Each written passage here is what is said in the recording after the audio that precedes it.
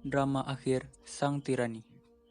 Tirani merupakan salah satu bentuk kekuasaan yang digunakan secara semena-mena dan menyengsarakan yang di bawahnya, seperti pada masa penjajahan negara Jepang.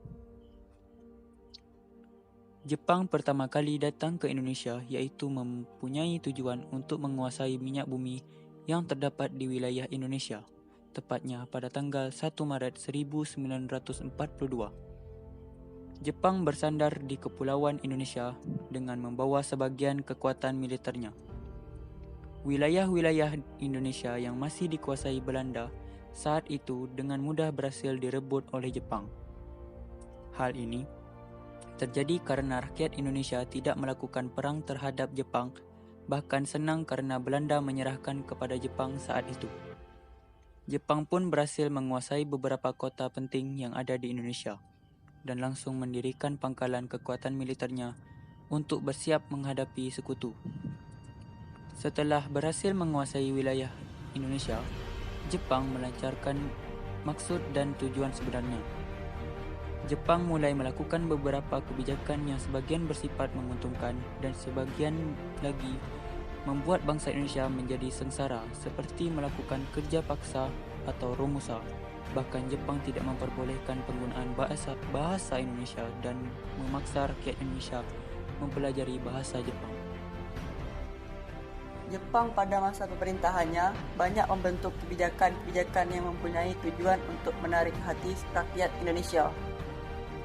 Beberapa organisasi bentukan Jepang yang pertama ada Gerakan 3A yang memiliki slogan Jepang Pelindung Asia, Jepang Cahaya Asia, Jepang Pemimpin Asia.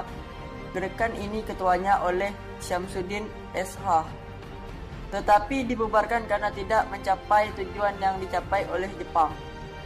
Kemudian ada Gerakan Putera, dipimpin oleh tokoh 4 serangkai. Gerakan ini dibentuk untuk membantu Jepang perang melawan sekutu. Organisasi lain yang dibentuk Jepang adalah PETA. Organisasi ini juga dibentuk untuk membantu Jepang dalam menghadapi perang sekutu. Organisasi ini dibubarkan kemudian diganti oleh Perhimpunan Kebaktian Rakyat, biasanya disebut dengan Hokokai.